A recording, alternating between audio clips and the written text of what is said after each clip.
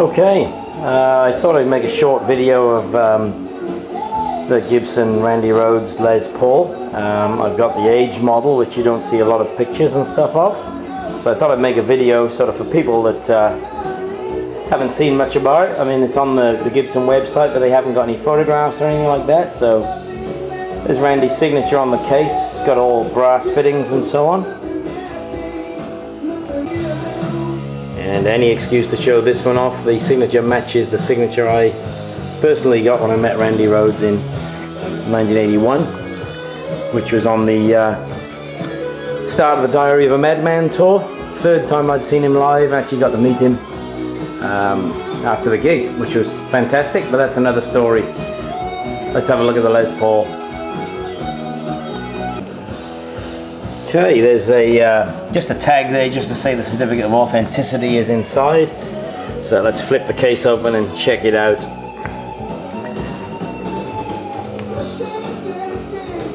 Okay, this is the aged model. Gibson made 100 of these. This is number 30. We'll get some, see if we can get some close-ups on the age details. You'll notice on the body of the guitar, hopefully the camera can pick this up, there's lots of nicks and dings and scratches, and I'll close up on that if I can. The crazing is really well done by Gibson. It really does look like an old guitar, and these nicks and dings that you can see, I'll zoom in on one of them there, a little bit blurred there. There you go. They're actually indented into the surface. You probably can't pick it up on the picture, but they're authentic. It doesn't look like it's painted on or anything like that, and it's not varnished over. It's like a real nick and a ding.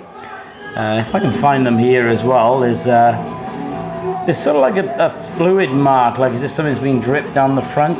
There it is. I'm just trying to zoom in, but we go out of focus when I zoom in too much. I like to think those are drips of coke from the last gig, but there we are. That's just my overactive imagination.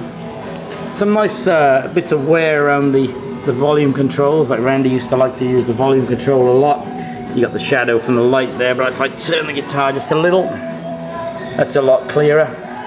If you imagine if your hand was around this volume control here, you would rub a lot on this point here, and there's wear marks there.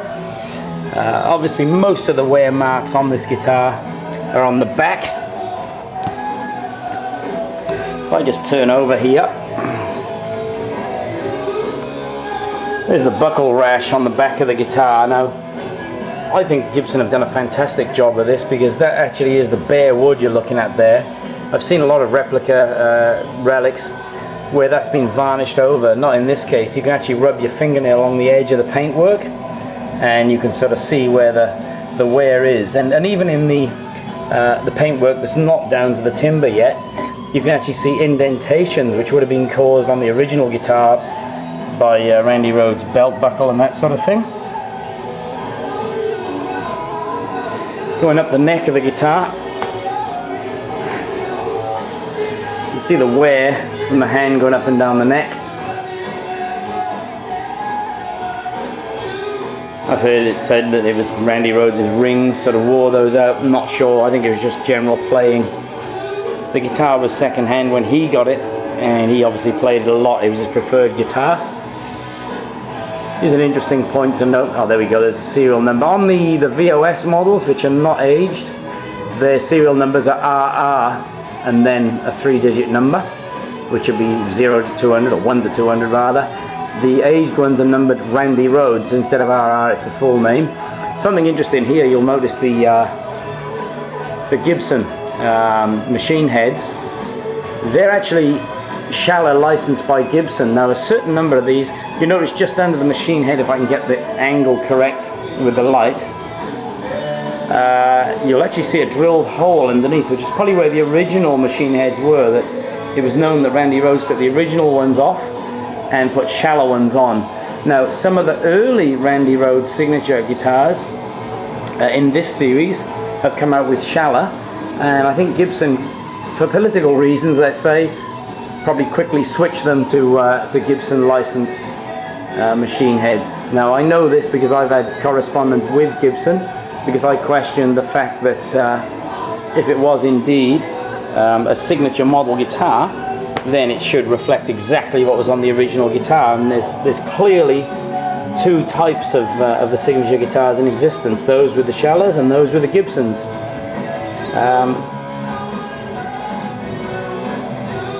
Now what I'll do here, I'll just take the guitar back out of the case. I'm not really going to go into what timbers are used and all that sort of stuff and what the pickups are like, because that's all on the Gibson website. There's nice little wear marks as well here. Now those two slots there, the two bits of scratching, you can see match up exactly with strap locks. Now with this guitar actually did come a set of brass strap locks, which I've actually put onto a Randy Rhoads lookalike snakeskin guitar strap. So if I just flip this over, those 2 points on the strap lock match exactly with the two wear marks on the guitar. So that's obviously in haste at some point. The guitar tech, or maybe even Randy himself, actually was trying to get the strap on in a hurry and just scratched the guitar there. So it seems pretty authentic in the wear. I would love to see the original guitar, wouldn't everybody? But there you go. I think it's as close as we can get to seeing the original guitar. But there's a lot of little wear marks on there, and you can, as a guitarist, you can work out how they probably happened. But it's a beautiful guitar. It's a great guitar to play as well. Sounds fantastic. Typical Les Paul full sound. I've got other Les Pauls. I've got SGs. I've got obviously the Fender Strats and all that sort of stuff. But this guitar really does have a great meaty sound. I won't plug it in right now because the reason being I want to use it live.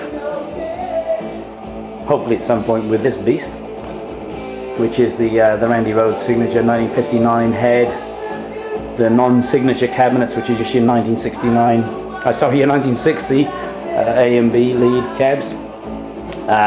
It's a bit uncontrollable live, that amp, because it's so loud. I have to use attenuation and certain pedals to try and get a good sound at volumes that the clubs will let you play at. But so there'll be I'll whack up a video of me playing it live when I get the opportunity. But believe me, it's got a fantastic sound. Typical Les Paul, real rich vintage sort of sound on this one. Righty, I'll just show you some of the bits and pieces here that came in the case, just for completeness. Feel free as well to just put notes on and ask me any questions and that, because I realise not a lot of people will get the opportunity to have a close look at these guitars. But there's your standard warranty blurb. It's a nice velvety sort of finish inside the case as well, burgundy if it doesn't come out properly on the video. In here you get your standard owner's manual. Also your certificate of authenticity. Just tags. In there was basically the brass toggle switch. You just screw it on the guitar when you get it. That's the emails that I got to and from Gibson regarding the machine heads with my questions about how you could have a signature guitar with Shalla and Gibson machine heads and the different serial numbers. I think the early serial numbers have got Shallas, the later ones have got Gibson.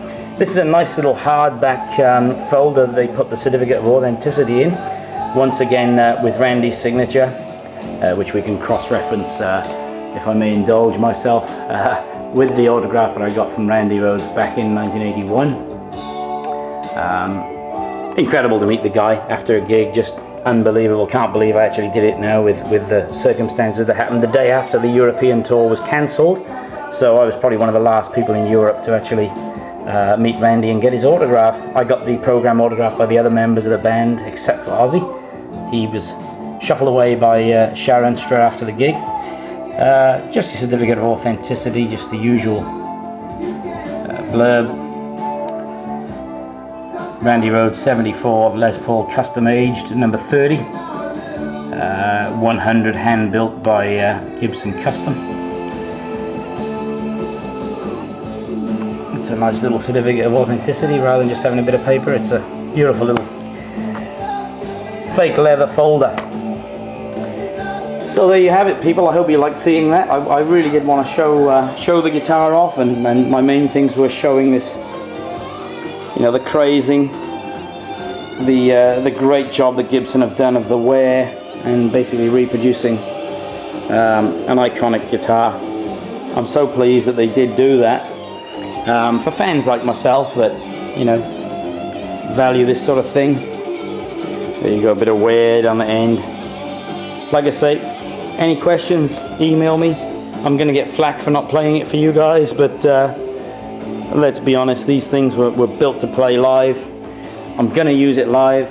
I know it should be put away in a collection somewhere, but there's plenty of collectors around the world that are going to do that. I think this is a living, breathing guitar, and it's going to be used live. I just have to pick the right moment to do it, and rest assured I'll get some video and whack it up. So guys, I hope you've enjoyed watching my little brief video. I think I may have filled a little gap on the internet there to let people have a good squiz at what it's like. My pleasure to show it off. Very proud owner.